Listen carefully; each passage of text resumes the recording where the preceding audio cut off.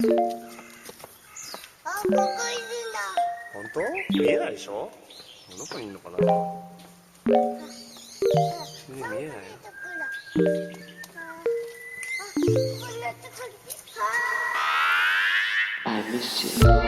What's good, Internet? It's Monday, November 11th, 2019, and you're listening to Waypoint Radio, episode 278. Happy 11/11 day. I'm your host, Austin Walker. Joining me here in the studio, Ricardo Contreras. Cado is here. 11, is that a thing? 11/11. I mean, I know it's today, but is that a thing? 7-11 day. You make a wish on 11/11. Oh, no, I know about 7-Eleven day. 7/11 day is different. Fucking love 7-Eleven day. Get that Slurpee. Yeah. You make a wish when it's 11/11 a.m. or p.m. because it's like all one. That's just like all the ones. That's just like a thing you do. You see if you're like look at your phone, it's 11/11. It's like, oh shit, it's 11/11. Make a wish. Yeah. But that means it's today. And it's like, day. oh shit. The moment you realize it's 11/11, you can make a wish. Gotcha. But it's gone now. Shit. If you already knew, up. but now you gotta get ready for the next time. Patrick Klepek, here confused by my bullshit as always. You know what? The bulb on our my projector died last night. You know what that sounds like? A gunshot going off in your. That's a nightmare. No, I'm gonna replace a 4K projector is somewhere in the neighborhood of $2,000. Nope. Bulb. Huh? I said nope. Yeah. Oh, yeah. I thought I heard my wife somewhere. Okay. Like screaming at me. Nope. I also agree with her. It's $100 bulb replacement. Mm-hmm. So my guess is saying get a 4K projector. I was saying get a 4K TV. Oh. Dude, there's to be the space, the screen that I have. I don't care how many pixels you got. I would rather have the screen real estate. The theater experience. Any day. I would rather have. I don't know how big it is, but it fills a whole wall. The simple things in life, Rob. Honestly, you know what I'm saying? If you were to, nowadays, you got to read all that text. All the text is too That's damn true. short. Even in the outer worlds, a like 100-foot screen or whatever is not big enough. They're patching that stuff out. Has fixing it. Death Stranding also bad text, by the way. Very, very text, small text. Very bad text. Rob Zachney also here advocating for the finer things in life. Rob's gonna buy me a 4K projector is what I took away from this conversation. Oh wow, Not a projector. Projectors are a fool. Like, oh, that is just A foolishness. fool's errand, a device that will last a long time, and you just replace $100 bulb every couple of years. That seems like an investment. Is it an HD projector? You're getting 1080 out of it. You're not getting. Okay. of course. Question: how much light pollution is in that room? That's just that is the hurdle with a projector. Sure. So yes, that it is. If you have a sunny day and you are watching anything that requires, like, you can't watch a movie in that room like prior to the sun starting to go down. You can watch football, something that's got like bright colors. But yes, it is not ideal. I mean, I have a nice big ass TV upstairs in a different part of the house that is useful. But the projector is it's a home theater room. Our kid is asleep. You go down there and this is like the escape room. You an escape room in your and then a gunshot. It sounds like a gunshot goes off because the bulb explodes. And you have 45 minutes to find and replace the bulb. Guess we'll go finish. We're like in the middle of watching Watchmen too, so it's like explode. Loud sounds are normal in that show, and all of a sudden, a gunshot goes off above our head. Took my wife like 20 minutes to calm down. That's very funny. God. Were you able to play any video games on that projector before you lost it because of an explosion, or have you mostly been looking at other? The game I was playing, we can't talk about till Thursday. We can talk about Star Wars. I beat that game. Week. What? Yeah, I can't say more than that, but I beat that game. Oh, wow. Okay. Yeah. All right. Interesting. I didn't think I would either, and then it was just a thing that I was like, I'll keep playing it. We'll talk. I literally cannot say more than that for fear that it will sound like a review. Thursday. There'll be a podcast on Friday, and there'll be something on the site on Thursday. Cannot wait for Austin's review of Star Wars. GG easy. I played on hard anyway. It's fine. I was gonna say that was gonna be our first recommendation. Yeah. Put it on Jedi Master. Yeah. Anyway, So you can't talk about that. No. What else? What's the other big? What else do you play on a big screen? I'm continuing. Well, it's Did not you a big put screen. that on the projector? Ring fit on the projector? No, there's not enough like space to move down there, or I have to move enough couch stuff that it wouldn't be worth it.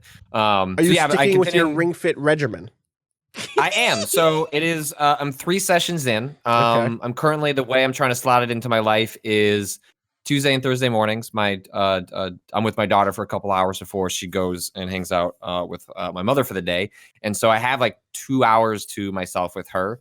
And it's like, I wonder if I can set her up with toys in this vicinity. And Ring Fit's very easy to jump in and out of. Like you can pause things. Like it's easy to like stop the regimen, go help her with something, go play with the dolls for a couple minutes, work my way back in.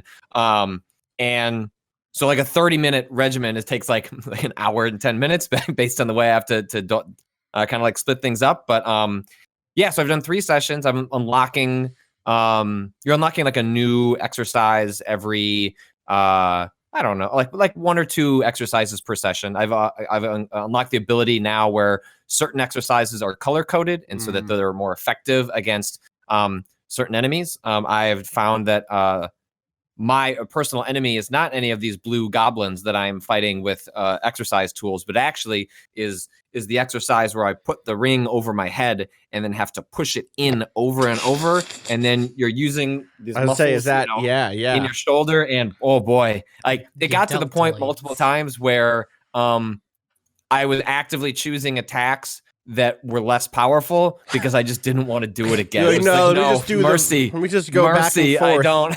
Let me just twist my hips. That's it. Just doing a twist at the waist. Call that the Negi game plan. And yeah, it's 30 minutes is perfect. I really feel like I'm getting like a really quality workout again. Like the form feedback is like, there's even little things that I didn't notice before where the game will give you just little tips along the way. Like for example, one of the one that was giving me trouble in my upper body, where I was closing the ring in above my head. There's another one where you put it down by your waist and you kind of do it there, and you're using a different set of muscles. And I was doing it mostly correctly, but then the game like pointed out like, hey, like if you want to get the most out of it, like make sure pretend you're like squeezing something in your armpits, and it's just like a little bit of feedback. That then as soon as I started doing that, I could feel it even more. And that's just not the kind of thing that absent a trainer you would like realize that you could be doing the form a little more effectively. If you were just watching a video on YouTube or something. Yeah. And they do have in the game, they have the feedback that's coming in through with the sort of like the narrator is telling you if you're doing things that are obviously wrong. You have aesthetic feedback that is happening. For example, if you're doing a squat, as the character goes down, you can have like it's like getting a perfect or like a critical hit. Is like you doing the perfect stance at the perfect pacing, and like your hair goes on fire, and that signals that you've like done it perfectly. So for example, in a squat, you can sit down and the game's not gonna like not make you miss if you can't do the full squat. But if you aren't getting low enough, then you don't get like the critical hit. And so you have feedback that's happening through the narrator. You have feedback that's happening through just like the art of the character. And then you have a model on screen that is doing the motion over and over again. So it's just like a generic sort of like, this is what ideally you should be doing. And all that stuff like just fits together extremely well. And I think at the top when I talked about the game last week was a desire for feedback, to feel like I'm doing things correctly. And like there's just so many smart small things in this game over and over that make me want to come back to it. And make me feel like I'm doing things correctly. So it's like, not only that I'm feeling it, but it feels like, because you can do an exercise and be doing something that feels like you're doing something, but not necessarily a maximum effectiveness.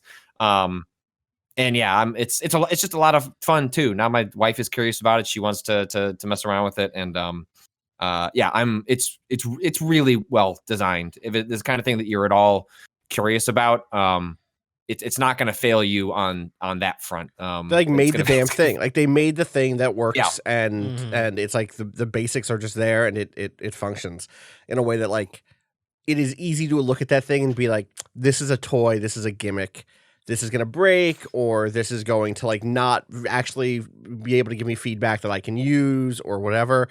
But I think part of that is weird is that like it doesn't feel super. Like looking at that original video, it would be easy to like, is this a third party thing that that someone's making, like pretending but it isn't. Like it does feel like it has like all of the polish that a Nintendo product is supposed to, if that makes sense. No, absolutely. Like the way that you like a a Mario game or a Zelda game has that like just extra layer of attention that they spent, they that's part of what they're known for. They put a damn sticker on boxes for ages. That seal of quality that Nintendo used to put on, which is goofy, but on some level is like representative of an ethos that they have in the games they make, and that is absolutely applied here. It doesn't feel like they did a game jam and found out that like there was a different ways they could use the. I mean, who knows where the game came from? Maybe it was born out of something like that. In the sense that like it is kind of goofy how you're slotting one Joy-Con into a ring and then like strapping another one to your leg. But it really does have that attention to detail all over the place that it makes it a really quality like product for like what I was hoping to get out of it. So I'm gonna stick with it. I do wish more of the exercises came at a slightly faster pace, maybe, but I feel like that'll figure itself out as I go along. And I am liking that I was a little disappointed at the start that there aren't that many cardio options. So like you're doing the running in place, but anyone that is familiar at all with running knows that, like, running in place is like not. I mean, it's something, but it's not particularly effective over especially a shorter period of time. But some of the exercises I've since unlocked include like one where you're like bringing your knees up like over and over as fast as you can in place for like 2 minutes, and like that one like really it's both fun and a really effective sort of like little cardio burst. And I've heard that I had a friend message me. He's like, well, wait till you get to the planking and then tell me how much fun you're having with the game.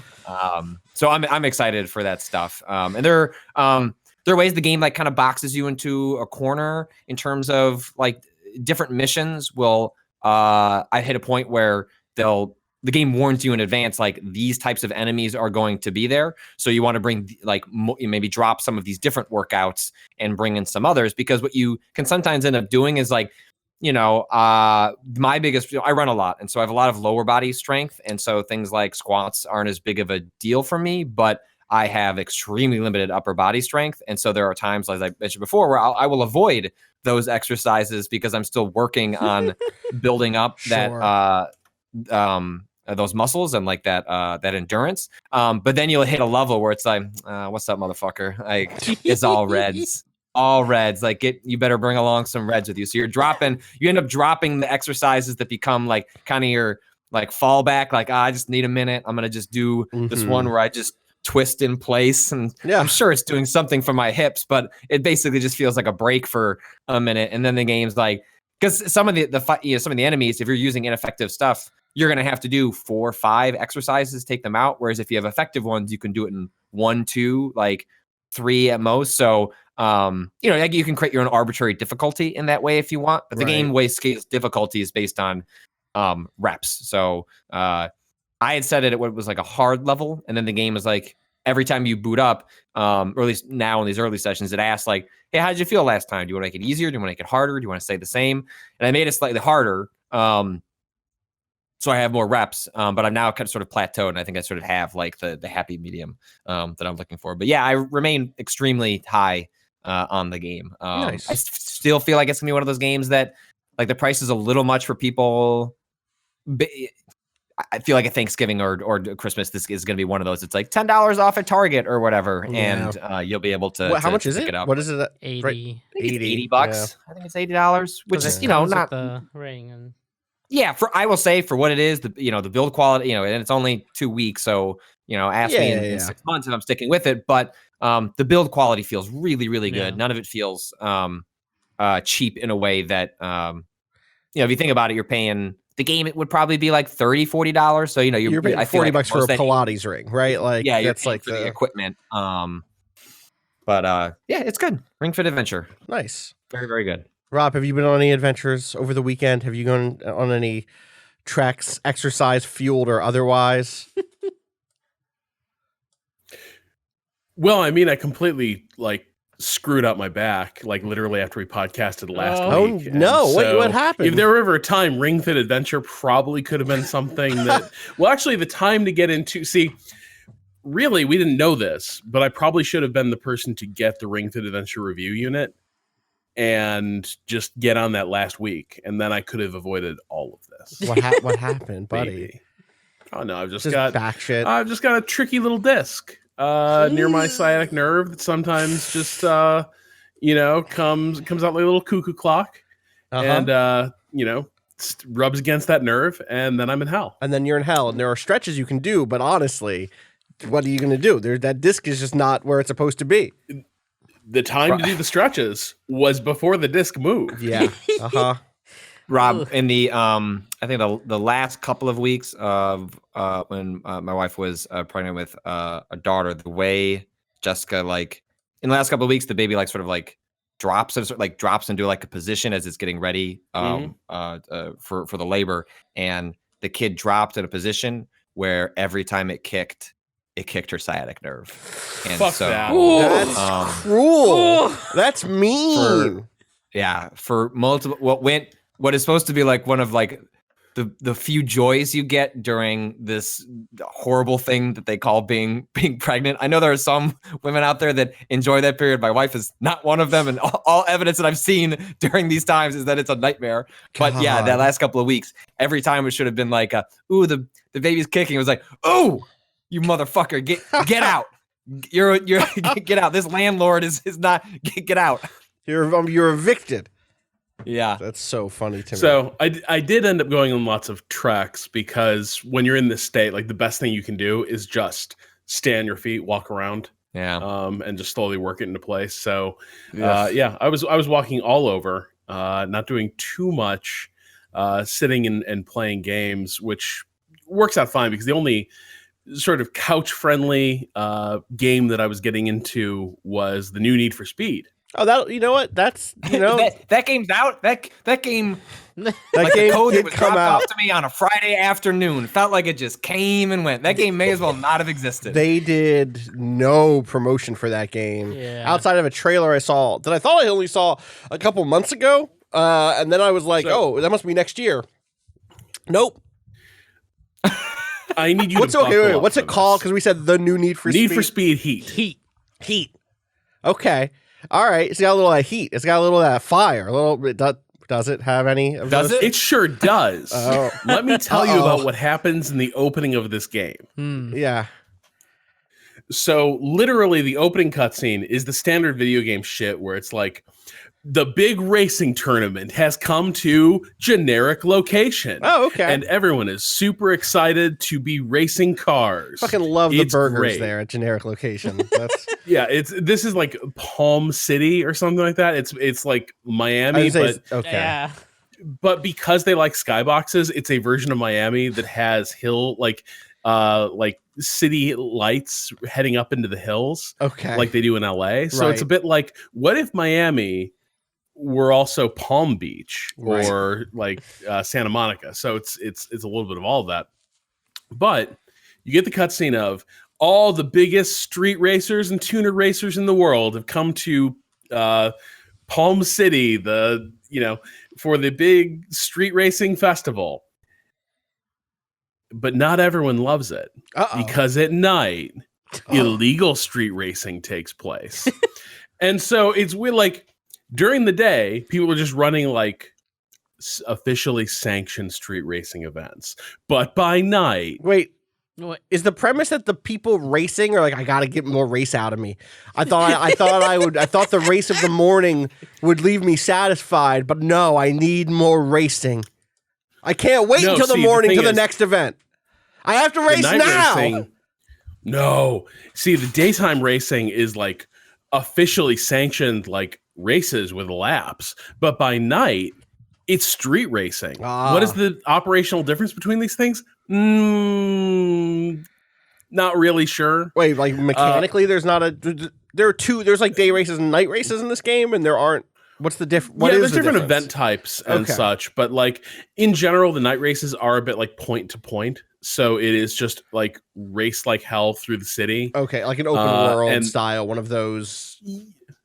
Yeah, and then the daytime races, a lot of them are circuit races, but they're not really circuits. They're just prearranged street circuits on the same city streets you race at night. Okay. And then you do multiple laps around these circuits. So the difference in terms of how the game feels, pretty minimal. Okay. But it apparently makes a big difference to people in this world because by day, official real racing that is sanctioned by law, but by night, illegal street racing. Mm-hmm.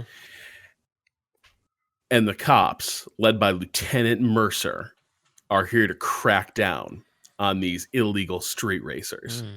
Okay. And then I swear to God, there's like an opening cutscene of him giving the like getting tough on crime speech with two like cop hype men behind him. The only point of comparison really is the giant bomb to human hype video in some ways is kind of how it feels because literally there's just two people just in the fucking aviators in the background being like, yeah, what he said. They're cops so also. Mercer's to be like, clear, he does not have generic hype men. He has other cops. Okay. Yeah, no, the cops are his hype men. Okay.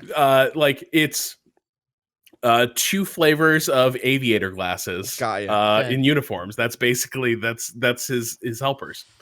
Both police officers of color, I might add. But the lead cop, the baddest cop, is very much like the villain, like the last villain you face in Saints Row the Third, just sort of a crew cut G.I. Joe looking motherfucker. Okay, right. So he's like, I'm gonna crack down on these illegal street races. And I'm like, okay, so basically we're just rehashing standard Need for Speed shit. Yeah. The opening cutscene is you're thrown in the middle of a race, and it's like, oh shit, the cops are on us. We need to get out of here. And the cops run this dude down, and then like the guy is on, like his car goes off the edge of a cliff, like he breaks through the guardrail on a bridge, and the car goes like plunging off into the surf. And then the cops discover, while the car fell into the drink, the driver like bailed out, and they start kicking the shit out of him. And then one of the cops you see in the intro, the police woman arrives and is like, "Yo, what are you doing? We're being filmed. Are you nuts?" And then Lieutenant Mercer shows up and he's like, "Oh, I got a solution for that," and like shuts off everyone's body cams and deletes the like street camera footage. Word? And he's like, "All right, let's kill this guy." What? We are literally Need for Speed Heat. We are 4 minutes into this card. Game. He's like, "Let's kill this guy," and she's like, and one of the other cops is like, "Ooh, I was up for like cracking his ribs, but we just like throw him off the bridge." And so she gets the idea to like how you talk Lieutenant Mercer down. She's like, no. You want to send a message, right? Well, you need a messenger. Like, just let this guy go, and like he'll tell people what went down here. And he's like, "Yeah, that makes sense. All right, you piece of shit, get out of here." So, so that street racer is dispatched. As he's walking away, he runs into a woman who is like the leader of his crew. And she's like, "How can you leave us like this? You're a member of the crew." And he's like, "Nah, I'm going home. I've had enough of this." The cops out here killing people. Yeah. Or almost killing people. So cut to your character arriving. Oh, are you like the replacement for the dude who almost got killed? Yeah. Okay. And you arrive at the Rivera family, the Rivera family garage.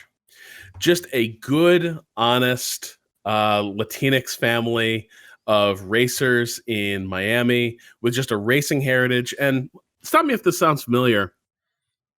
It's all about family. Okay. With the Riveras. I got you. Yeah. Family first. Yeah. Yeah.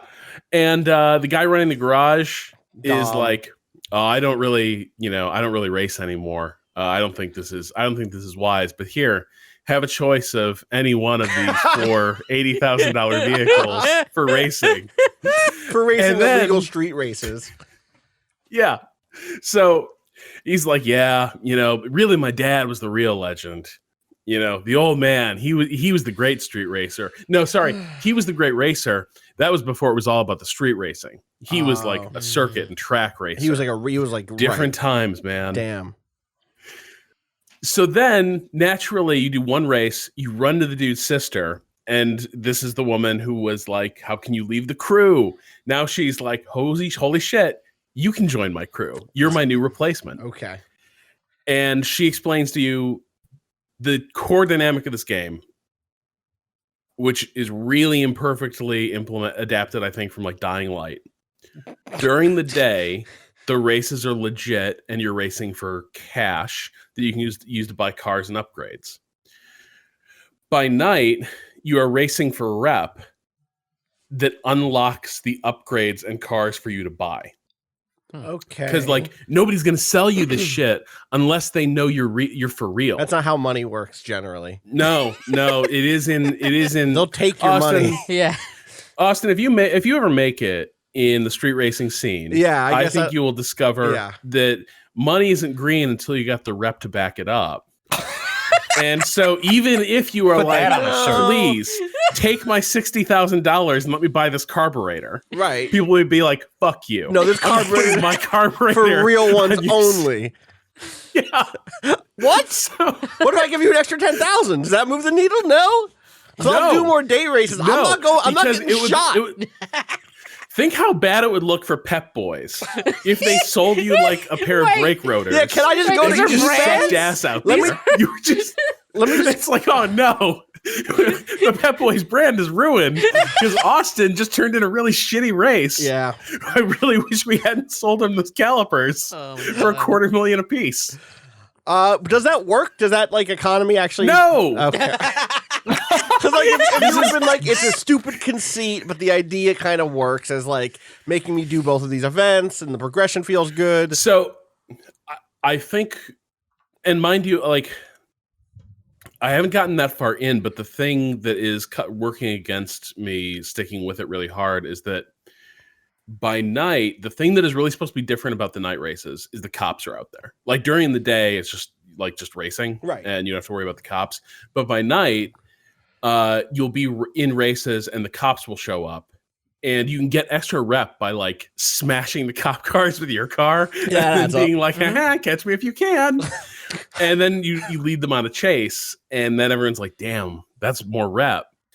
He really got away from those cops. And so the idea is that there's a lot of push your luck stuff at night where the longer you stay out, there's like multipliers added to your rep bonuses. So it is it is exactly like Dying Light in that way, where it is like a risk reward for being out there at night. That's interesting. Dying Light, the zombie game with like day night mechanics, if people didn't know. But the cops are really easy to avoid. And in fact, they may underpopulate the city. Like there's so many of these races where I'm like, I guess I'll do another race and maybe the cops will show up and like, no. Or like you run into them at high speed and before they can even like hit their flashers, you're gone. And they're like, damn, we lost him. Keep an eye out for that BMW. So the story the mechanics are telling is that no one at Palm City PD is actually on board with fucking Lieutenant Mercer's grand vision. They're just Mercer says we got to sit out here on the highway. If you see a racer, don't worry about it. Just flash him once and then we'll just stick back here. Look, for as long as Lieutenant Mercer has his murder street racers policy in place, you don't see shit. Yeah, exactly. Wow. Not because we're against doing murder, but like this is going to come back on us. We're going to definitely get in trouble for this one. Yeah. God. So the idea I will say, like, just a quick pause. It is wild that EA released Need for Speed. The police want to kill people. Like that's this is the thing I need to keep digging into. Yeah, I'm curious. Let's say, like, the opening is truly like, what the fuck just happened? Like, we've had this conceit in Need for Speed for so many games, and I think a few weeks ago we even talked about how weird Rivals was, where it had this tenor of like, we're the police Yes. and we're going to dominate you. And now this one is like taking that, but is now inflected by, no, police are fucking scary. And like, but it definitely ends with the Latina cop being like a force for justice who like ends up siding with you and then pushes Mercer out somehow and like re-sanctifies the police. In the scene, she seems chicken shit. Okay. Like in the scene, I didn't think like she hasn't learned about family yet. Well, right. That's the real trick. So I want to keep digging into it because of the story, but here's what's pushing against that. Like, this entire progression system is really unsatisfying. Everything feels really weightless, even by arcade driving game standards. Like, this is a Need for Speed game. It's a dedicated racing game. The driving should be good, right? Yeah. Mm-hmm. The races here are less convincing and less dramatic than like the races you could do in Mafia 3, for instance. Ooh. That's like a problem. That driving, Rob. That's like, yeah, no, I like that game. Who built this one? Was it not Criterion, right? Are they doing something else, or do they do this one? No. It's Need for Speed. I want to say Hotbox, but that's wrong. Heat. You get the Hotbox in this game? Ghost Games built this, and I think Ghost is ex Criterion, right? Yes. I feel like that's a true thing. I think that's true. Maybe that's why everything is weirdly floating. Yeah, it's made by former members, includes former staff members of EA Dice, Black Box, Criterion, and Playground. So it was like it was the Rivals game, or the Rivals team also. Yeah. So and also the Payback. Like they've worked on all this other stuff. For what it's worth, it still sounds better than Payback, which also felt bad to drive in, and was fake Fast and the Furious. But I guess the thing that I'm surprised you haven't mentioned yet is like slot machines, which Payback was dirty with. Need for Speed Payback was like microtransaction hell. And like the entire, it was like microtransaction hell, but also even the regular progression was loot boxes. Like even just getting it, you couldn't give anybody money for a carburetor. You could roll the dice you could like pull a slot machine to see what parts you got using in-game currency. Gross. It was the worst. It was like so bad. Like they basically flattened the progression system so that both the real money transactions and the in-game regular progression were loot boxes, so that you would get like used to loot boxes. This is your main mode of interaction, and you haven't mentioned those yet. So I'm imagining those don't come into play. No, like I don't see a place for them. Like it's not even like it feels like there's places where they're going to come in. It just doesn't feel like they're here. Mostly it feels like it feels like they've added a lot more just old-fashioned RPG grind type stuff. Okay. But they haven't done a very good job of disguising that grind, right? Like I'm sitting there when I'm looking through what have I unlocked with parts. I can take my car and it's the basic spec car. And then what I can do with it is when I've earned enough rep through these interminable night races, I can eventually buy the 4-speed gearbox or something. Right. And then I can buy the upgraded clutch, but only at like level 15. And it's a slow progression. Like all that stuff feels really far away, especially given that the racing doesn't feel very good. Like this thing is stepping into the ring with things like Forza Horizon 4, and it's just not the place to take that fight. And the other thing I would say is this thing, unfinished is too strong a word, but the conceptualization seems incomplete. And what I mean by that is there's a lot of driving around in the open world, like drive to this racing event, very Burnout style, I guess, but the world's emptier than Burnout is. Like Burnout, that sort of works because literally the idea was every single intersection in Burnout had a thing that was associated with it that you could go do. There was also stuff that would be driving around in the world that you'd see that car and you're like, oh, I got to go take that down and then I'm going to get that car. Yeah. Here, it's like, well, here's an open world. Navigate to the next event. And then when you're done with that, maybe navigate back to the garage so you can turn it into nighttime and get more rep. And there's a lot of...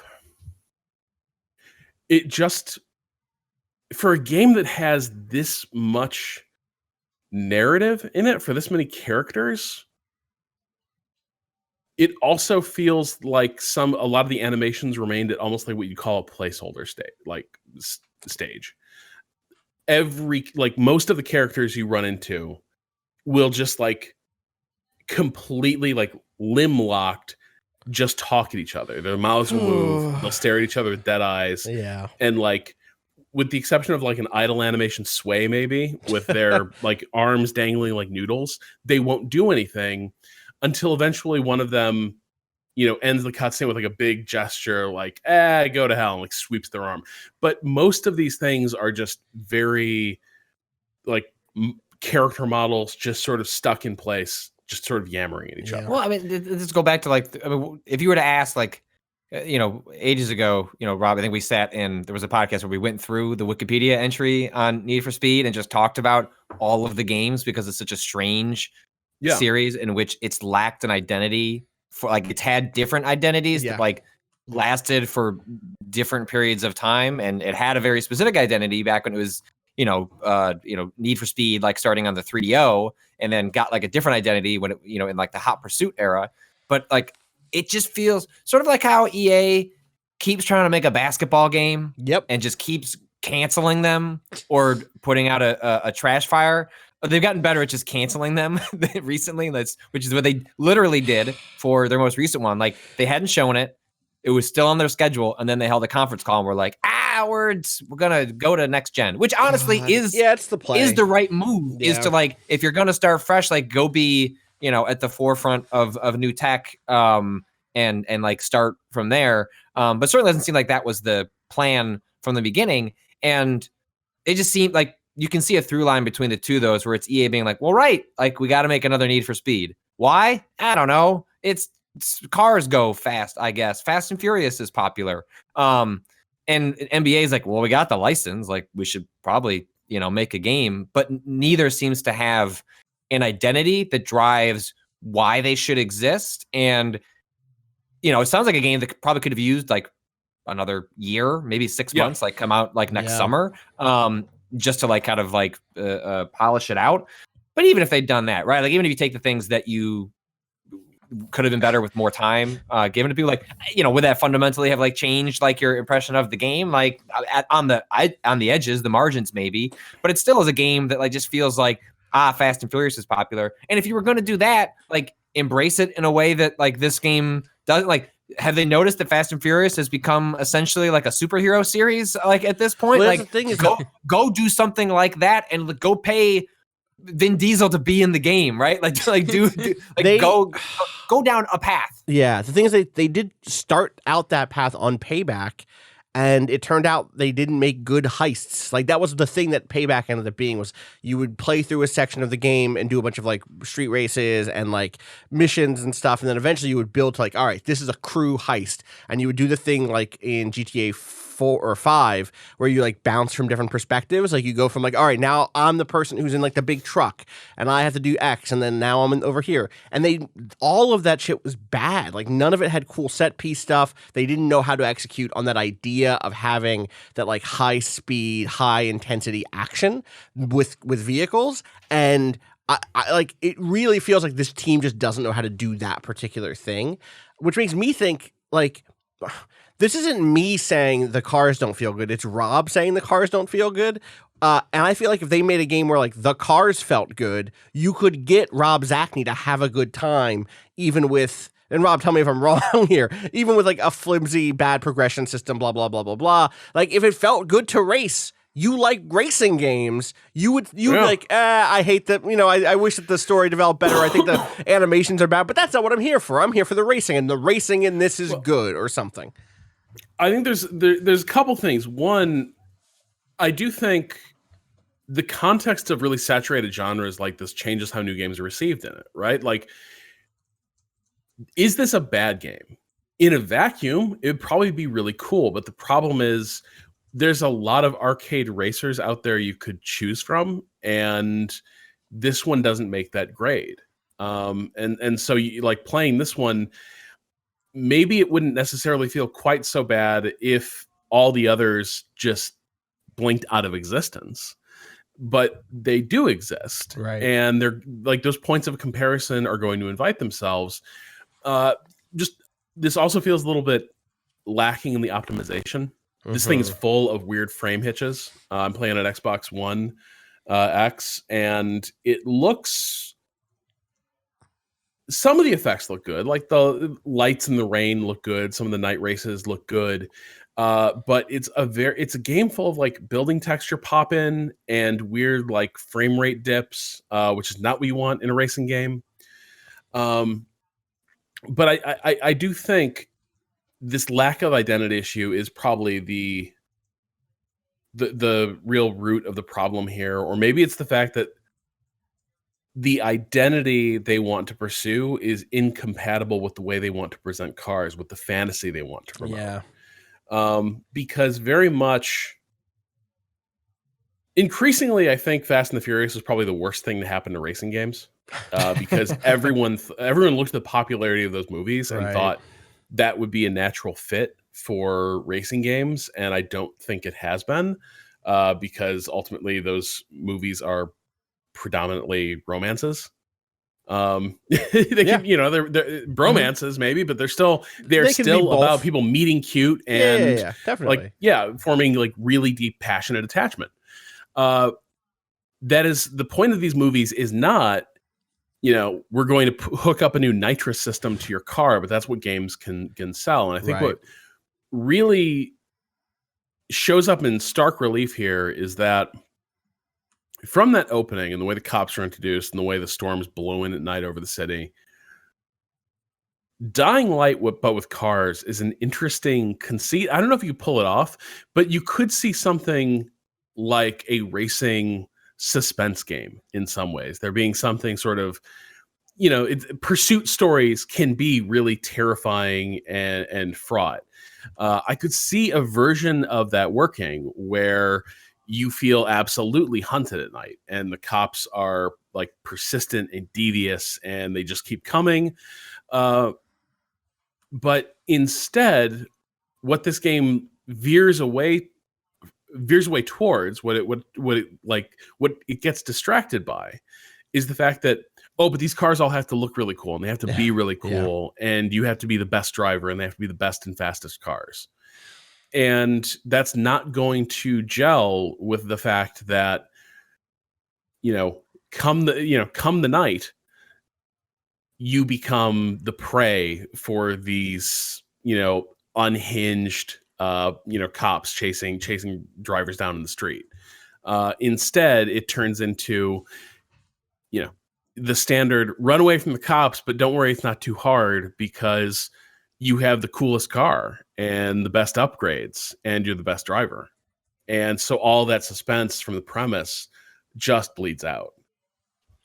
That is a bummer. But it's good to know, as someone who's every time one of these comes out, I guess, and every other year at this point, I go like, oh, is this going to be the one that like gets me? Because I have such fond memories of a certain era of this series, and certainly of arcade racers in general. Like, I've spent so much time playing this style of racing game and having a good time.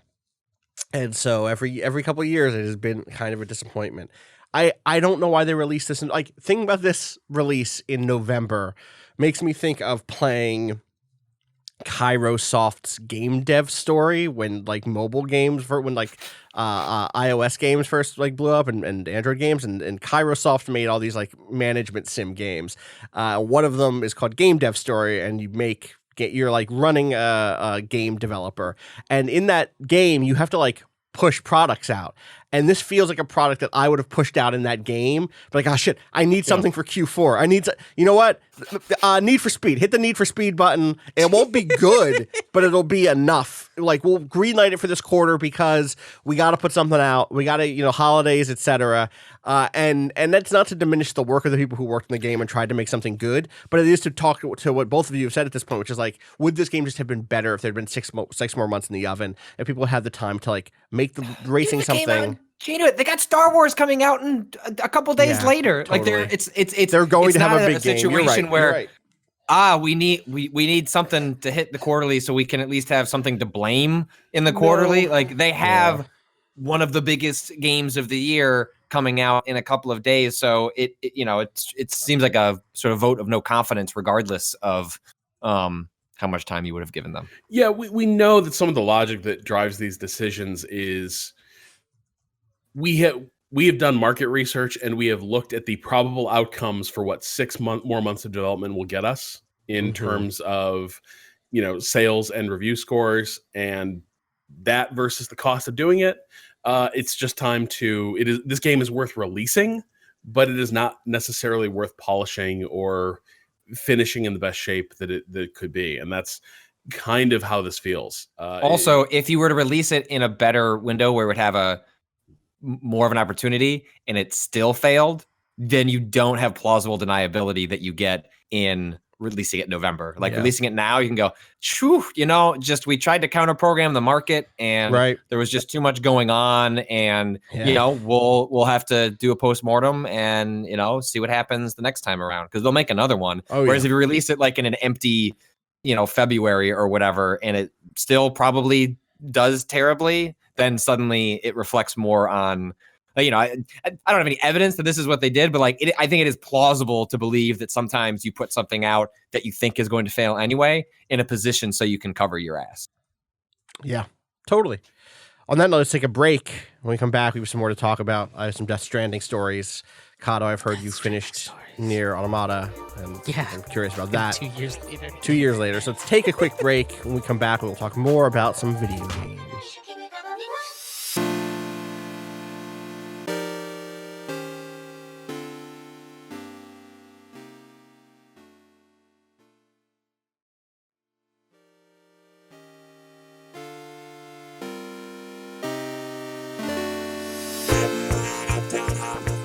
All right, so I am 3 chapters into Death Stranding. I'm at the part where the game happens, is like my understanding. This is like I'm out of the hinterlands. I'm into, like, I want to be clear. I think chapter 2 was fine. Like, I think like that like first starter area was totally interesting, and there's some stuff in there. I almost lost a motorcycle in the mountains. That was very fun. I got chased by some fucking BTs. Like, that stuff was cool, but Death Stranding really came together for me at the beginning of chapter 3. How far in, Patrick, are you at this point?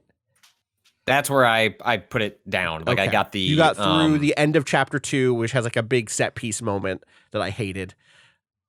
Yes. I'm about to like go on my first, like, they're hyping up like this would be your big first journey. You've connected the power in the area. Like, get moving. And so I put it down because they were doing server maintenance, and also I just have other game. Like, it's just like I like the fall. I'm going to get back to it. It's just like I have to divide and conquer, and that game got put to the side while I play things like Star Wars. So but I'm at roughly that point where I liked it. It was charming enough, but I still needed to like take the step. And so it's encouraging to hear that theoretically I could experience that same moment right about where it seems like you did. Yeah. So the beginning of chapter 3 kind of brings you to a new location. And I'll say up top, like, I've not been in love with the storytelling in this game. I think that like it is so hit you over the head with its big ideas and its proper noun. I don't mind the proper nouns. I'm a proper noun guy. I love lists of bullshit world building stuff. But the degree to which it is like, do you get it, is infuriating, because of course I get it. Just let the game speak for itself. Do you know what I mean? Like, in some ways, I don't need to be hit over the head with this stuff, and doing it makes it feel artless, if that makes sense. But what works for me is the fact that like the gameplay actually does line up with all of the metaphors that the game is trying to tell you in the over lengthy, poorly written, questionably acted cutscenes. The actual like I'm doing the damn thing is in line thematically with what the game is about, for me anyway. And I like that. I like the stuff that you do so much. So like, let me just set up like the beginning of chapter 3, like very, very, very light setup spoilers that are just like the premise of the game. You get to this place called Lake Knot City, and you are trying to connect it to the whole thing is like we set this up like a couple weeks ago, or I guess last Monday. We I think it was that last Monday? No, it was a Friday ago. Okay. 2 Fridays ago. 2 Fridays ago, you're right. The premise is you're trying to bring people onto your kind of network of power and internet, basically, so that you can get their data, and so that they can print stuff and use your electricity and get access to your services and make requests for deliveries and blah blah blah. Print stuff meaning so they can print stuff. So they get access to your printer. They get access to like your database of 3D printing shit, so that they could use their local. Then they can print a printer. 3D printers, so they can print a printer, which you're never supposed to do. Never print a printer. The Chapter 3 kicks you off and says, hey, unlike the previous zone, this zone is filled with people who don't want to come on the network necessarily. They're preppers. They like their autonomy. They like living off in the wild a little bit. See if you can bring them around to our side. And so you're kind of given this map where it's a little bit more... I guess there's like a river running through it. There's kind of like some brushlands. There's a kind of a plateau off in the distance that you're going to have to fucking climb at some point, kind of this mountainous little area. And in a real way, they're like, hey, heads up, the game is starting. The real Death Stranding begins here. Like, you're going to have to play it's going to be a little tougher. And I'm also playing on hard because it was recommended to me that I might enjoy it more as someone who likes for video games to put me into painful situations. That would be a thing I would like. And it turns out that is true. The basic, like, arc for me here reminded me so much of a game I talked about earlier this fall, which was Cube World, where going from the previous zone into this zone, you lose most of what you have. I didn't get to bring my motorcycle here. The tools that I'd kind of relied on in the previous zone, to which there weren't that many, frankly, I just didn't have access to immediately here. But what I did have were these opportunities to go out, do some quests, and maybe get some new stuff. And just like Cube World, I spent the first 30 minutes of this just getting my head beaten in, just because I did not understand what I was supposed to be doing. I was running into these fucking mules, which are the like postage delivery dudes who are like raiders now, basically, who are addicted to delivering packages. It's very ridiculous. And classic post-apocalyptic story. Classic, yeah. And for the first 30 minutes, I like got to chapter 3. I was like, you know what? Let me just do one quick thing and I'm done. And that one quick thing, I was like, I'm just going to run out to this dude. He's like 10 minutes away. This will be a quick, easy thing. I'll just go there and I'll stop there. I'll see if he gives me a cool thing and I can pick up with that cool thing next time. And on my way there, I just got wrecked. Like, you basically start with 3 missions to deliver to those 3 preppers. And so you have like a bunch of packages. And you're moving slow. You're moving through this wasteland. The mules see me from forever away here because there's not much cover. They on hard, they fucking charge you and beat the shit out of you. They have these electric staffs that they throw at you. I'm trying to run away. I'm trying to get around them. No, dead. No, have you tried dead. parrying them? No, I didn't know you could parry them. How do you? Dude, the parry window in this game is you could what drive is the a truck parry through it. button? So you God. you know your the string whatever. Yeah, the strand. Have? Yeah. That's so you can hold. Is it like when you L2 or R2 pull it out? Is that a parry? Yes. Okay. So again, it's been 2 weeks since I played, but basically, like, you can like prep it, and then like there's a long window when they're winding up to hit you that you can turn around on them and immediately put them to sleep. Like, and I thought that this was going to be like discouraged by the game, like, oh, this is going to be really hard to do. And I ran into a situation where I too got spotted by like 4. Like, man, they can see you from far away. Like, yeah. I got into a skirmish with one and figured like, cool, I'll put him down. Then I'll start stealthing the others. Nope, everyone else is like the music, like dun dun dun dun dun dun dun. It's like, and then it's like the music was blasting out a call to everyone else to come to this location. It's diegetic music. The guy just has a boombox. He hits play when it's go time. I was able to just take them down one by one by just holding that down. That sounds great. It's like, again, like if you played a Souls game, you're thinking like precision, like boom, gotta wait. Just drop hold it, generally speaking, and then like a giant window of opportunity will open and you can take care of them I'm a pretty fool. easily. I had no idea about this. So instead, what happened is I got electroshocked to death 3 times.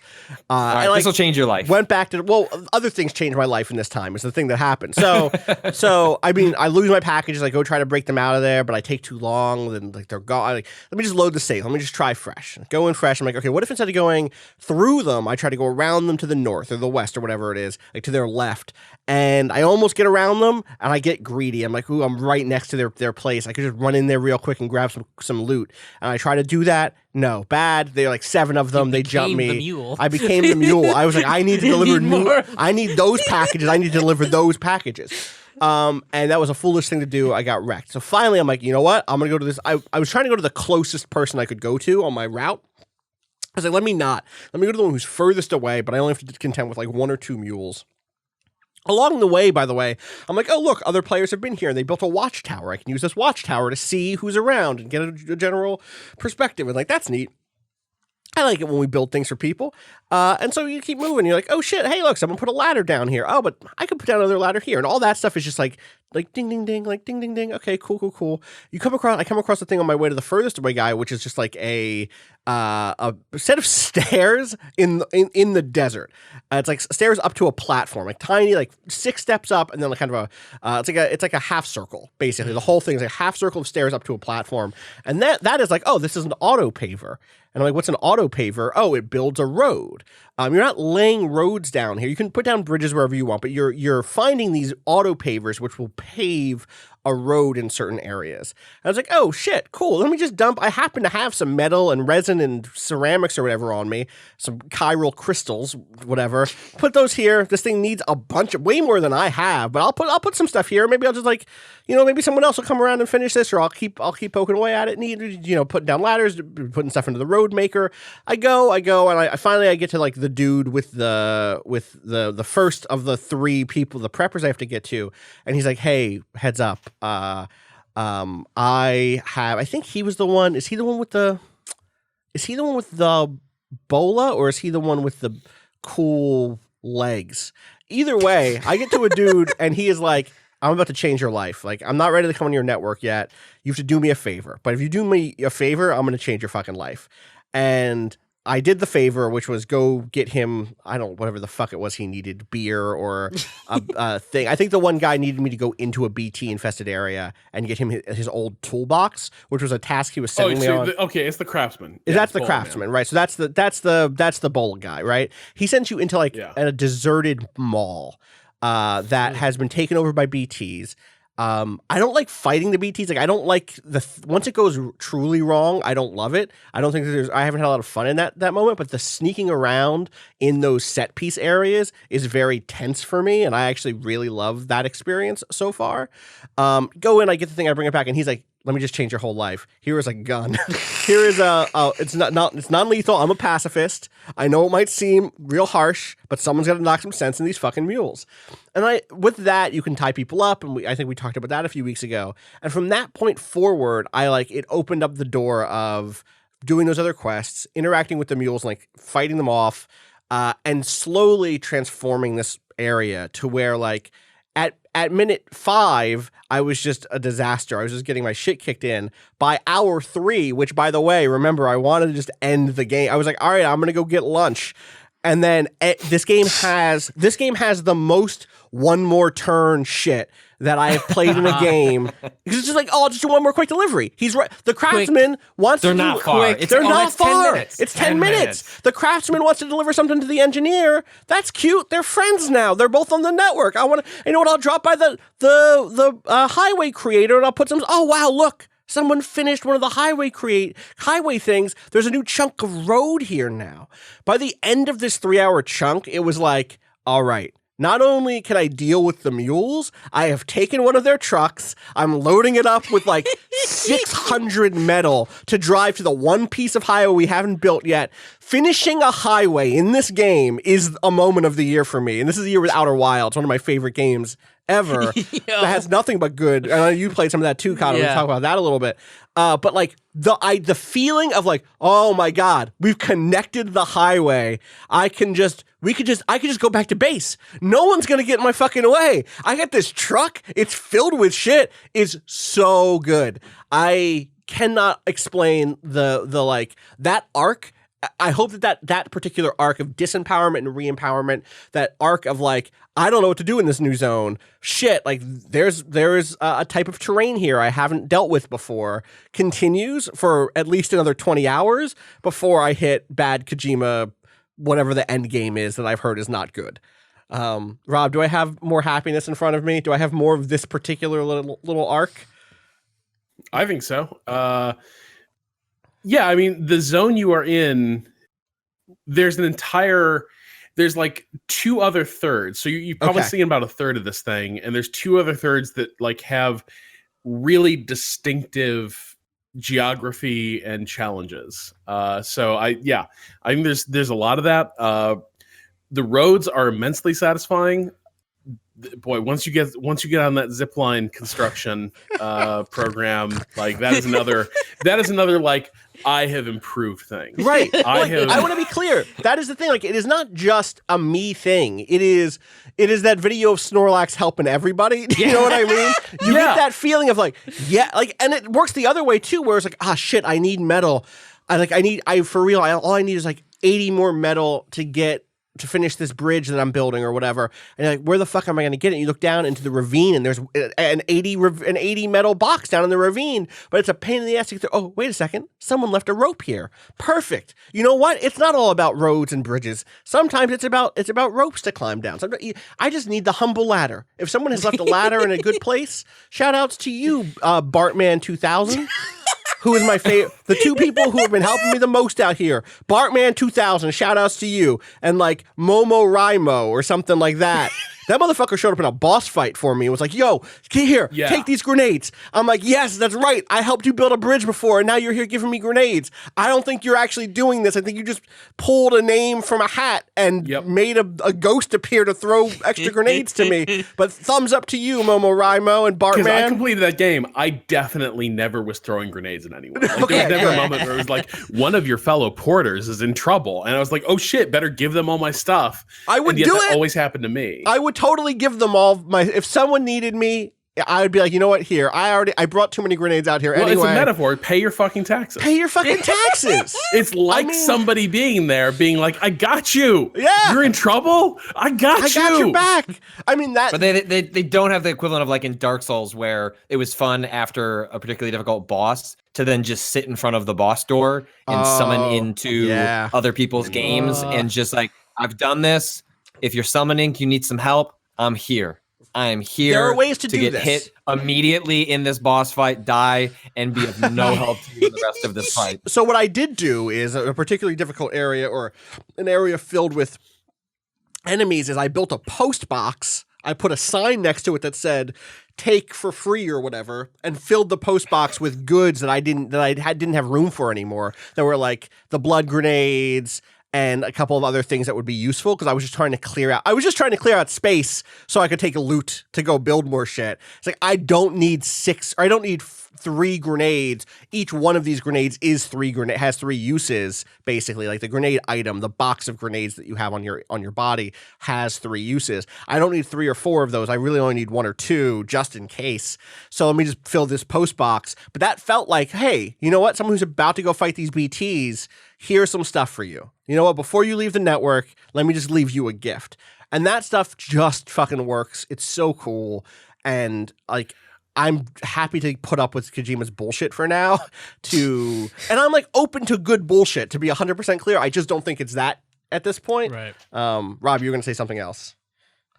No, I was just to that point about people trying to be helpful though. I think it is very funny people trying to do like the Death Stranding equivalent of posting stuff for like likes and retweets. It's so funny. Of like when you've got like 18 different like BTs ahead warnings against an obviously so fucking haunted area like that mall. that you were describing. Yes. Like everyone's like, damn, I need to tell people about the, hey, there's BTs up ahead in case you didn't know that. The ominous music and the driving rain that they're supposed to let up here may have upside down rainbow. If that didn't let you know. Yeah. Hey, if you found this sign useful, maybe just like it, maybe just review it on the Chiral Network. Yeah. Leave us a review. Yeah. Or there's like a poor 7-year-old out there that's just like, I hope I'm helping somebody. This part was real scary for me. And then, this poor boy just wanted to help you. Yeah. It was funny. I was talking to a critic, friend of mine named Six Detmar on Twitter, Dettmar, Six like the number, Six Detmar. And Six was saying that for them, they had this experience where all the stuff I'm describing made them want to be a prepper in this world, and it's like they were overwhelmed by the likes. They were basically saying that like whenever they see all those fucking signs, they are just like, you know what? I can't wait to get off the fucking network. I want to just go somewhere and mash the climb button, and I want to just like be a hermit, basically. And I actually wish this game had that capability. Like this game makes me want there to be the like Metal Gear Solid Online version, like the Death Stranding Online, where you're not Sam Porter Bridges, you're just a person. You're just some survivor out in the wastes doing whatever you want. I really want like Death Stranding meets like Harvest Moon or Racketeer, right? Racketeer or Stardew Valley or like I want there to be the life sim version of this game where I can just farm cabbages up on a mountaintop somewhere and bring them down. Well, I also want to be a mule. Or be a mule. Let me go out and just I'm gonna stalk Austin. Please. I'm out here. Give me I got my big stick. Yes. He doesn't even know how to parry. I don't know how to parry. He's gonna fuck me up. He's a big stick. I don't know. I admire the game's and it's been observed, remarked. This is not a unique observation of the game that it pushes players to generally in a positive direction and to have positive interactions with one another. But yeah, I can't help but also notice that it would be neat if you could be a mule and you could just kind of screw with people as they were trying to go on their trek across America. Totally. I like this stuff so much, and like that, I had to put it down so I could play Jedi Fallen Order, but I'm super excited now to get back to Death Stranding. I'm excited to contrast those two games on Friday. Not with Judgment, not in terms of like quality, but in terms of like, wow, these two games are different video. My experience of playing these games are they're different. They're different. It's as if I had played a racing. They're both third-person action games, but it's as if I played a racing game or something. It's very funny to jump between the two. So yeah, so I'm digging it. I'm digging Death Stranding. I'm excited to get back to it and put some more time into it and continue to build bridges and build roads and put up with Kojima's like ridiculous, over the top, often creepy bullshit. So we'll see. Here is a thing that I'm curious about, and maybe you can answer this, Rob. We talked about the way that Kojima treats the women in this game or writes the women in this game. The one like structural thing I've noticed is the only women I've met so far are capital C characters. There's Fragile, there's Mama, who I haven't even met yet, but she's been talking. There is the Bridget, and there is Amelie. There's no like the preppers are all dudes. The like people running the distribution warehouses are all dudes. It would go so far in this game to just have a woman be a person who is not important to the story. Do you know what I mean? Who is just like, oh yeah, that's just Mary. She runs the distribution center near Lake Knot City or whatever. I'm curious if that changes eventually or if that's just no. Okay. You'll run into a couple women in shelters, but they're still characters, right? They're still anchoring plot arcs. Yeah. So the dudes who run these various like outposts will send you emails, and they get lots of like characterization that is not about like some angst. That is not about like who they are deep down inside. It's just characterization that's like, this is a fucking goofball who likes pizza or whatever, you know? And that is like a one particular note on that stuff that came to mind. So anyway, happy to keep playing some more of that. Cado, Death Stranding. Yeah, more Death Stranding. Yes, Cado. Before we get to, you're playing two games I want to hear about because I love them both: Nier Automata and Outer Wilds. Outer Wilds. One of my favorite games of the year. I like blew through the end of Nier last week. Okay, I remember you were very close. On Thursday, you were like, I think it was on Thursday, you were like, yeah, I'm just about to finish Route C. And I was like, all right, you're getting there. No, it was earlier than that because on Thursday night, I think I finished the game. Okay, so maybe on Monday you'd been at Route C then. Yeah, that game really... I mean, Patrick mentioned this before, but calling them endings is really kind of does it. The structure there is strange, and I get. I mean, they're arcs, right? Yeah. But like, it really like didn't. It was like, you know, the first two are interesting. I like some of the characters. Mm-hmm. Pascal's fucking great, but like, I wasn't there in the way that a lot of people like were really high on that game until like near the end of C, basically, or like partway through C. But especially once you do the final ending, like that was really the game ends really well. Yeah. And it does this weird thing where like I personally was kind of expecting a reveal to be more specifically the like driving factor in like the climax, where it wasn't that as much as it was about character and like their you know, their I guess not. I mean, this is not even really a spoiler, but like their spoiler for a two-year-old game near the end. They're kind of cycles, and like whether or not they can break them, like that feeling of it sets up a feeling of hope in a way that like I wasn't expecting from the game, and it does it in a way that is about those characters and not like it feels less like it was less important what it feels like A and B set up this war as the important thing, and it's less that than kind of the reasons that these things like happen and like these cycles repeat. Yeah, whether or not so, those like, are for a game with like a shitload of lore, at the end of the day, the reason it works is because of the characters and the emotional their punch relationships. That it hits the lore just makes it a more interesting world to be in and fills in its depth. But like, you know, you could take away a lot of that stuff, and it would be a great story. Yeah, and I think it was the thing that I got kind of caught up on was because I heard like, oh, this is like technically like related to the other Niers and Drakengard. Like, there's that timeline out there. It was like, how do these connect? What is important that does connect? And it turns out not really. Like it does technically, like Gestalt and all that like comes up and stuff. But it's really very much about these characters. Totally. I think that like that stuff, it's been a couple of years obviously for me, but like the lore and the connections were interesting, mostly because I think that it helps to, what's the word I'm looking for?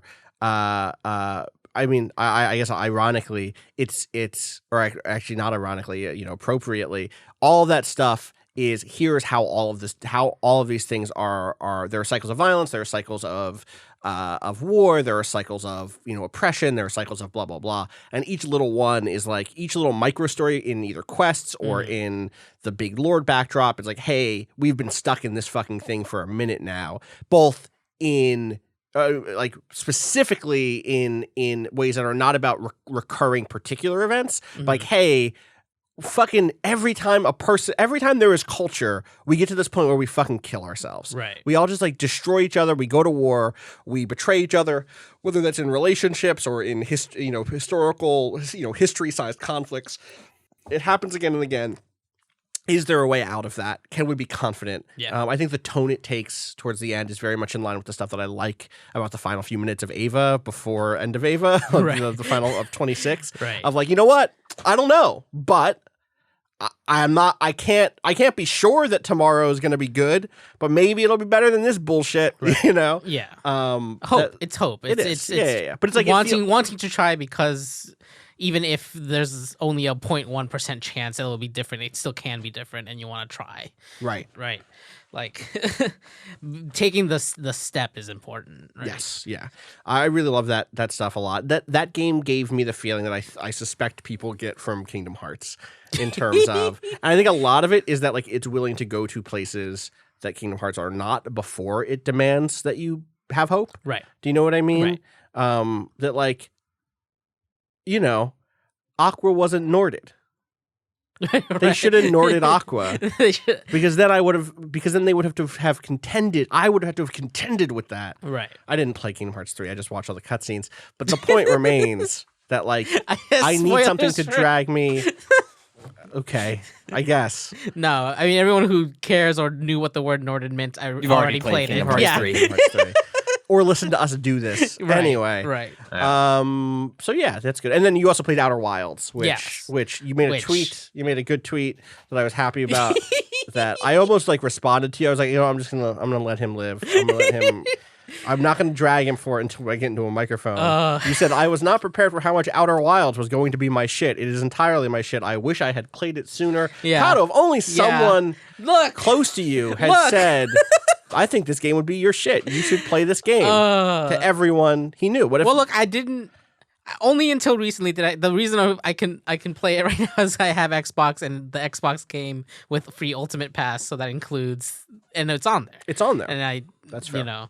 This weekend was a good moment because it was like, well, I didn't get Death Stranding, and I'm not sure if I wanna. I'm like waiting, but. I decided to finally check it out because I knew it would be to some degree, but I don't think I realized how much it would affect me in its like opening moments in like its first you know what, just like in its like first what is it, like an hour and a half almost, and it like there's some really what's the word I'm looking for? I guess just affecting like writing and character building in like the opening moments that I think have driven me. So like in case you don't remember when Austin last described it, it's basically a space exploration game.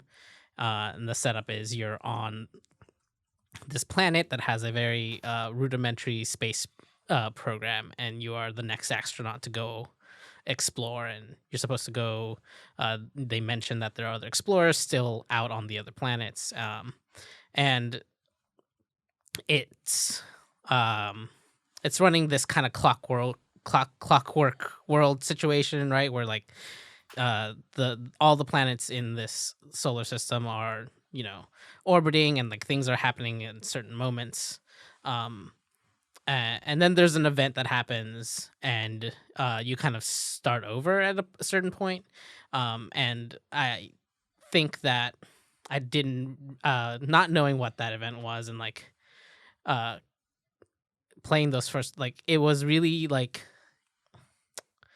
I'm trying to like talk around it without spoiling it, but like it's just very, it's like surprisingly, it was surprising to me how much I felt kind of emotionally thrust through this thing that feels like it would be more of a kind of puzzle box situation. Yeah, you go into that game thinking this is an intellectual. This is a game where like the part of my brain that is interested in, like you said, puzzle boxes and mechanics and like mechanisms, like in general, like yes, the spheres moving through the celestial heavens. Yeah. Like look at how this meteor or this whatever like is orbiting in this elliptical shape. Yes, like I can put together as a scientist, I can reconfigure this laboratory until I understand what had happened here. Yeah. But really, it's like, yo, this game makes me sad. Yeah. yes. You'll fuck me up. And like, in more in playing a banjo, or then and continuously too. Yeah, totally. Not even just like you end up reading a lot of Ancient Alien. You had a translator. Yep. And those stories that you follow like are also super well written, and like also we were just talking about cycles and things, and it feels like there's something similar going on here, where it's in the pursuit of certain knowledge, people are getting themselves in trouble and again and again. Yeah, like the stories of all of the different like experiments that these ancient aliens have done, or like what their culture looks like, how their culture develops over time, alongside of so things, good. Alongside of bits of like people doing these like kind of record keeping, but also flirting with each other in the same documents. The mechanism for telling stories in that game is so good. Yeah. And it's so wild to like be like, oh yeah, I got to know these people from eons ago through their records. I like cannot recommend Outer Wilds enough. It is all time great game. I'm so excited for you to finish it because I will say this again. I've said this multiple times this year, but I don't think I've played a game that has ended better than Outer Wilds. So it started fucking strong, so I'm excited. Yeah.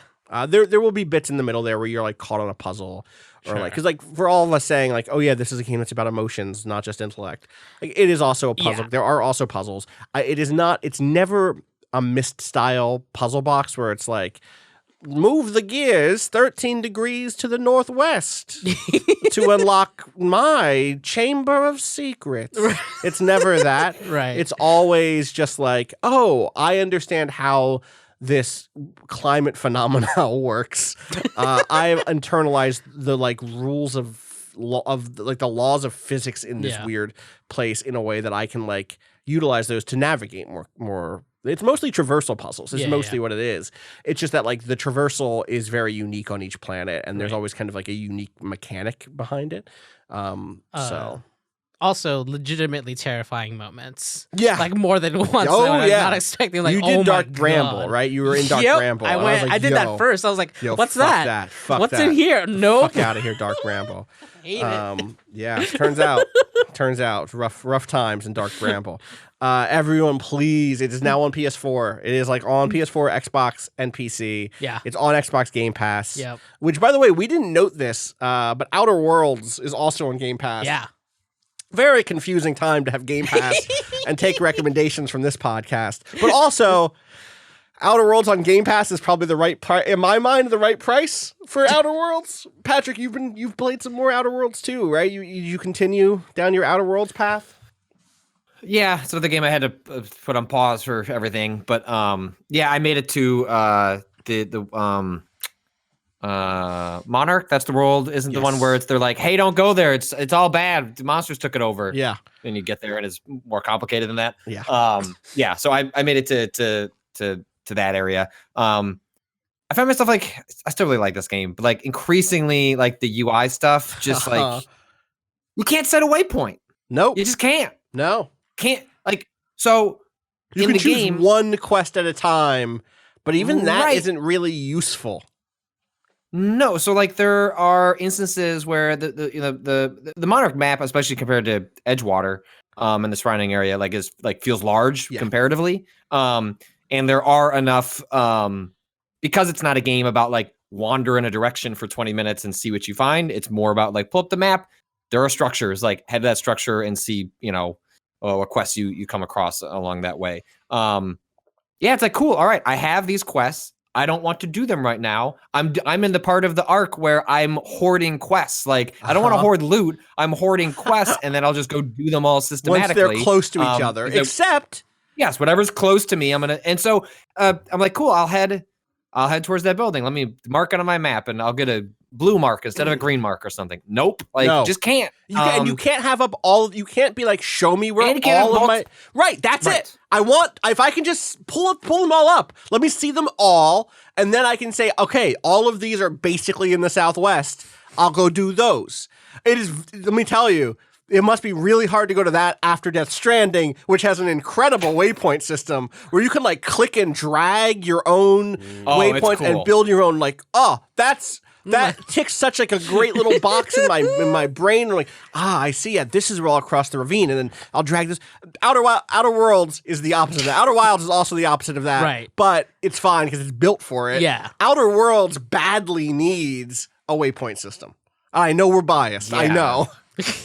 But it's just like for the way like I think these types of games, people have like different ways they structure like their like efficiency through it, and like I have my specific way of wanting to do it, and the game just doesn't let me do it in a way that it's fine, but like it's just bothersome. Like there are just a lot of little stuff like this all throughout the game that like add up in frustration over time. But then I had the quest where I met where the family invites you in for dinner. You do that one, and then you discover something in a room at the top about what the dinner was. You had to discover something? Really? I was like, oh, we're just doing this. Okay. Okay. Well, fuck off, Rob. I enjoyed that bit. So yeah, that's where I'm at in Outer Worlds. I will say I should have a story. I don't know if it'll go up to tomorrow. It'll be this week for sure. But I had a chance to interview the writer who did a lot of the work on Pavarti, Kate. Parvati, right? Parvati. Patrick just can't. Pavarti. Pavarti sounds like the Chicago version in of Chicago. Parvati. Pavarti. Hey! Yeah, exactly. She fucking loves you. Look who it is. So much. Pavarti is here. Love it. Great. Parvati would have a good time in Chicago. I think she would. She is like a great. That would be a great fit. I would love to see Parvati at a Bears game. And so I had a chance to interview Kate about her work on that character, and just like small, like I was sharing some of the little bits with all of you in our chat. But like, for example, this is a game in which we've all sort of like, however you feel about the game, like have sort of universally praised the performances and how much they do to enhance the at times like and often very strong writing. So I asked Kate about like, oh, well, what was it like with, just finding Ashley Birch, and like, what was, how early in the process did that happen, and how did that elevate the writing or change your writing of the character? And I was like, well, that happened really late. And I was like, well, then how do you, were you just like, did you voice the character? Like it's common in video games, right, to have what they call like scratch or temp VO, in which just like the employees will do the voice acting. So you have something to listen to. And the tools at Obsidian, at least until I guess very, very, very recently, did not allow for scratch VO. You can only just dump in like the end stuff, as the voice acting is one of the last things they do in terms of their production pipeline. And so for like several years, all the writing for this character and every character is just an algorithmic robot that is just spitting out the dialogue. And hello, like, Captain. Like that style of like. Right. Love it. So there's an AI in a computerized the pilot of your ship in that game. So just imagine that voice for every character, for every line of dialogue. And Kate was just like, yeah, you know what? The 10th time you hear a robot say your joke, you are just not convinced you're funny anymore, and you don't know if it's the robot, you don't know if it's you. Oh god. Just like a really fascinating. I just assumed. I mean, look. How many times have we heard that like game development tools are bad and like hinder game development? Go read Jason Schreier's piece on Destiny and how much it sounded like a nightmare to build those games because the tools were terrible. But yeah, so look forward to that. I also had a chance to chat with Ashley Birch really quickly, because it seemed like it was impossible to write about that character and not ask her about it, because I think her performance brings a lot to it. So yeah, look forward to that sometime this week. Awesome. Looking forward to it. Anything else going on? I think I'm kind of tapped. I think I'm ready to just like take it easy. Like we don't need to push this. Not every 5-star runtime needs to be a 5-star runtime. Do you know what I mean? Maybe actually we've gone for over an hour. It's not like I don't know how long this is. Time disappears from me. That's whatever. I think we take it easy right now. I think I shut my mouth before I say something that 30 different Pokemon fan sites run with as a news story. I warned you. This fucking podcast leaks like this is the Yahoo Anime rule. This, and then you said something, and in my head I was like, "Does he know what he's doing?" Like, no. We just talked about how Patrick. I just got a message from, and those fans are. I just got a message from a peer on DMs to be like, "Hey, Austin, can you talk to me about that?" Like from someone who's reporting this out for real now, or not reporting it out, but is doing another angle. And I was like, "Fuck." So I just want to reiterate the Yahoo Anime rule. This is we can't say someone listening to this. I'm talking to you. Bad. What's the line? Yeah, poorly done, Emma. Poorly done. You can't. It's on me. You're right, Patrick. I should have known better. Now Cado and Rob have to leak some shit. Cado and Rob have to be the person who gets some shit that you say written about on 30 fan sites. God. People don't know, last time I said this thing about Pokemon and Game Freak and blah, blah, blah, and a billion different Pokemon fan sites were like, Austin Walker confirms. Hashtag. Sources have told me. Thank you, Game Freak. I forgot about the hashtag. Sources have told me that Sobel's character design was informed by the inner emotional state of Game Freak employees. Wow, sources. Have you seen? That's very funny. Have you seen the Sobel evolutions yet, Rob? No. Oh my god. No. You don't want to see them, right, Cado? I mean, if they release them. No, they're leaks. Well, that's the thing. Leaks have a lot of things in them often. I don't want to look. Can I just show you the Sobel one? Sure. If you want, isolate that. Sobel evolution leaks. Where is it? Wow, did they pull them? No, those are the starters. Whoa. It sounds like you found them. It's not the one when I do. Is that real art though? No. There is. Let me do a starter evolution. Charged? Hold up. It is mildly charged. That is true. Why do I not see them anymore? That one's funny. That was Shadow the Hedgehog in it. Yeah, here we go. Good. I'm gonna link this in. I'm gonna copy the image. And I'm going to put it in that's the address, copy the image. There we go. And put it into our chat here. Podcasts. Boop. Cado, you're going to not want to look at the bottom of this, but the top is Sobel, who then turns into a different two other things. Fuck. Hey, what? Wait. Wait. Wait, what are they saying here? I don't know. Ooh. I think they're saying be careful how you make fun of in middle school. Yeah, I think so. Yeah. I think so. I believe. Sobel. Sizzle with the hot takes. Intellion. Very high IQ. Very high IQ. Extremely high. But is Intellion strikes me, honestly, I'm looking at those eyes. This is like a Rick and Morty fan. Like this is what I'm saying. Yeah, very high IQ. Damn it. Yeah. No. Intellion is like that dude on Reddit who was like, I have the best TV in the dorm room, and so I'm gonna host the Rick and Morty premiere, and everyone's very excited. God. But I only want the people that are gonna really appreciate it. So I made a quiz to like find out who the biggest fans, and I made 3 different quizzes. I made a quiz for the guys who I know are big fans, so it's hardcore questions. I made another one for the girls who I think are like nerdy and like I'd like them to be there. And then I made another quiz for the girls who I want to hook up with, so it was real easy. And now nobody wants to come to my Rick and Morty party, and in the Facebook invite, people are calling me assholes. Did I do something wrong? It might be made up, but I don't care. It was a that was a.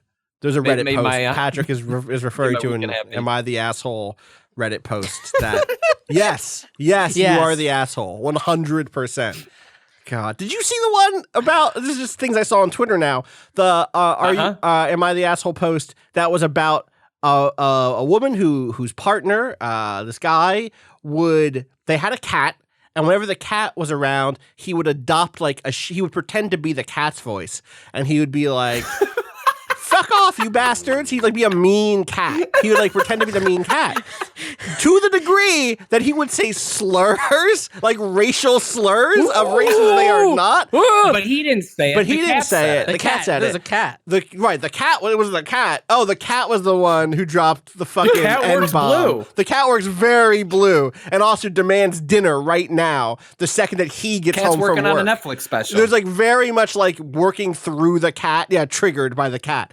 And he triggered the cat. Right, exactly. One of the 30 Netflix specials, comedy specials by shitty white dudes named that.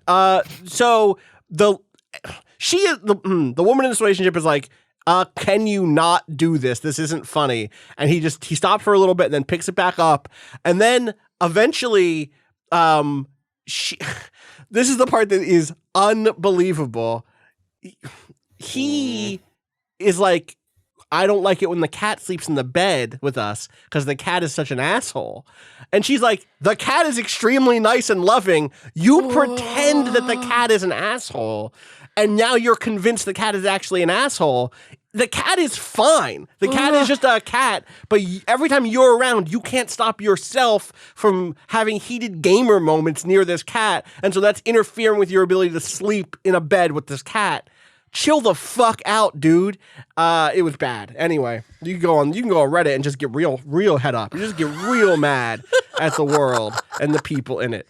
People then you can just get uplifted by this Stadia launch lineup. Let me list to you the games that are launching on Stadia this Friday. I think Friday. Assassin's Creed Odyssey, Destiny 2: The Collection, Gylt, Gylt. I think that's the first exclusive Stadia game. Yeah. It actually looked okay. Just Dance 2020. Kine? Kine? I don't know what that is. I don't know what that is. I don't know what that is. I don't It's know. on Mortal Epic Kombat right now. 11. Red Dead Redemption 2. Rise of the Tomb Raider. Samurai Showdown. Shadow of the Tomb Raider. Definitive Edition. Tomb Raider Definitive Edition. Thumper. And that's Kine is just a misspelling of Kino, and that's how they're going to fund the entire operation. All of those are games you can purchase for money. Just again, I know I say this every time we hit Stadia. Stadia is a streaming service in the sense that it is streaming video games to you over the network instead of running them locally. It is not a streaming service in the sense of Netflix. So once I get a Stadia subscription, I get all that. No. That is not, Rob, no. Austin Walker confirms that you get with a Stadia subscription, you get all of these games and more for free. No, but that's the part that I'm so curious about is like, who is buying this? It's people with good internet connections and no data caps, basically. Well, I don't know. When I left this podcast a little bit earlier to go to the door, a box showed up on the ground. So we'll report back on Friday. I am a person with data caps, and I blew through the 2 of my free months where they spare me on the at least this month I could justify paying the overage fee as a work expense. You should just expense it. I was gonna say I'll approve it. No, I will not, but someone should. You should check to see where you're at with data before you do any of this shit, and then compare. It's the beginning of the month, so I'm like pretty. Even like Star Wars, I downloaded in. I was out of town, so I downloaded from somewhere else.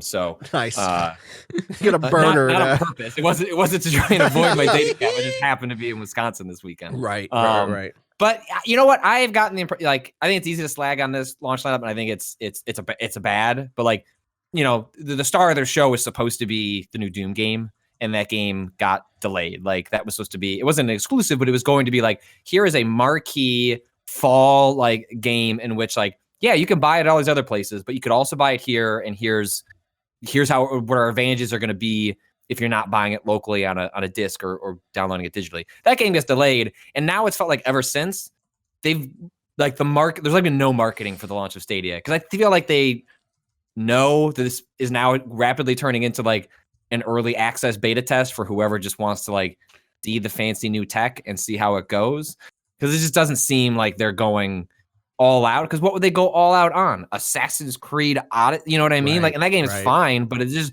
there's no exclusive games aren't coming until meaningful ones until next year at the earliest. And so I don't know. This feels like it's become an early access thing. Thumper is a choice. That is a rhythm game. Yeah, dude. I think Keen is also a rhythm game.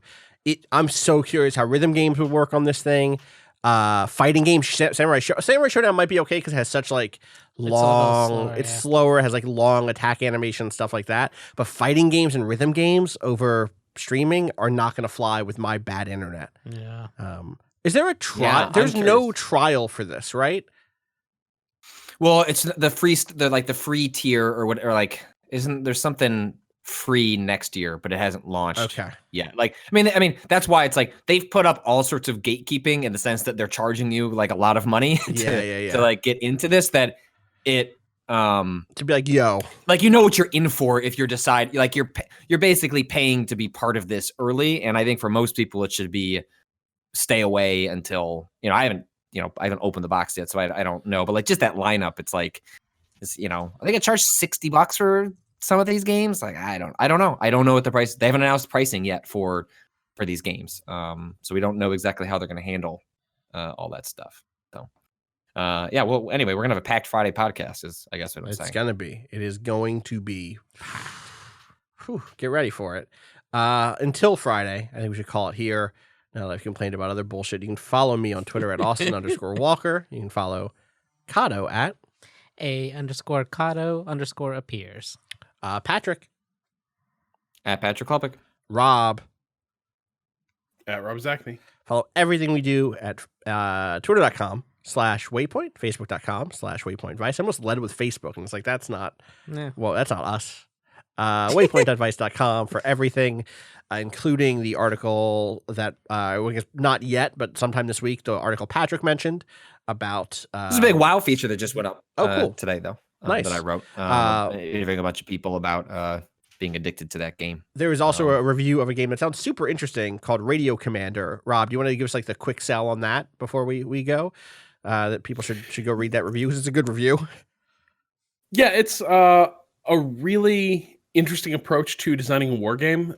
Basically, it is a game about Vietnam, and you are commanding like platoons and air support and all that stuff. Typical war game shit. The wrinkle here is that you're not controlling units on a map directly. You're not moving them around on like hex grids or XCOM style tiles. What you are doing is you are getting their reports through a radio, and you are sending them orders through that same radio handset.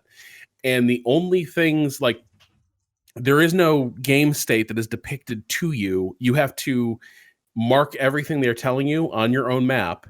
You have to make sure you are updating information as it comes in via the radio and issuing the appropriate commands to your units. And if you get this wrong, there's a chance that you'll do things like march dudes in ambushes, or as I did once, get coordinates confused and drop artillery right on a friendly position that you were intending to help. So it's a really interesting and weird approach to designing a war game that I think is a worthwhile and fascinating experiment, even though I have some reservations about its approach. Yeah, I remember seeing this on Steam and linking it to you immediately to be like, whoa, could this be doing the thing that we have talked about on and off for years that we'd like to see more war games try? And it sounds like yes and no. And it sounds like no in the ways that are a little like, that's a bummer. But you can read about that over on the website. Excuse me for making a bad mouth noise. You can find out more about that at waypoint.vice.com.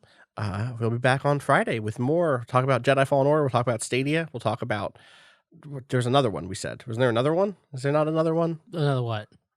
Pokemon. Oh, yeah. I'm watching a video that just dropped. Okay. I want to know if they actually confirm any of those leaks in this video. Probably not, right? Well, I just want... Oh, nope. Never mind. Sorry. Okay. I was like, oh, wait. Is that... No, it's not. It's not the Pokemon you hoped it would be. No, it wasn't. I hope the video was good. I hope everyone has... It's very fast. Okay. Hope everyone has a good week. If you haven't heard it yet, you should go back and listen to our Friday episode where Rob led us down a journey on Waypoints to talk about the perils of contemporary labor and leisure and capitalism. And on that note, I'll just reiterate it one more time. Fuck capitalism. Go home.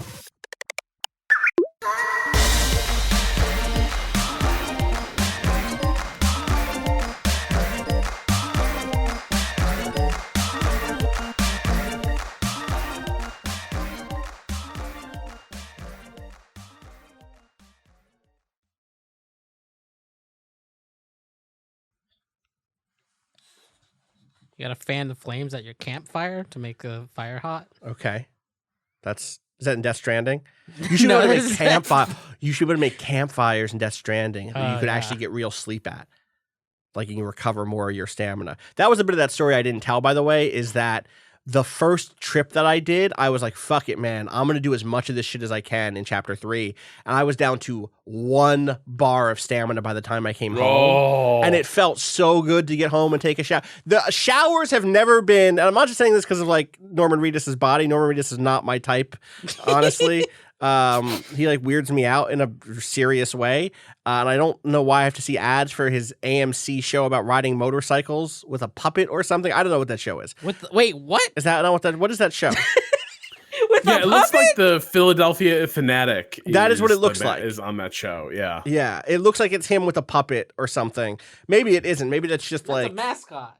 yeah, okay. That's a person with a Godzilla hat on or mask on. Anyway, the point is, but despite that, despite my non-attraction to Norman Reedus, I think those showers are the most. Yeah. I've never wanted to take a shower more in my life than watching the Death Stranding. I want to take 3 showers that day. I was like, whew, you know what? I feel good right now. Just another shower because I took one this morning, but seeing the fucking gunk drip away felt so good and cleansing, especially after that long ass venture.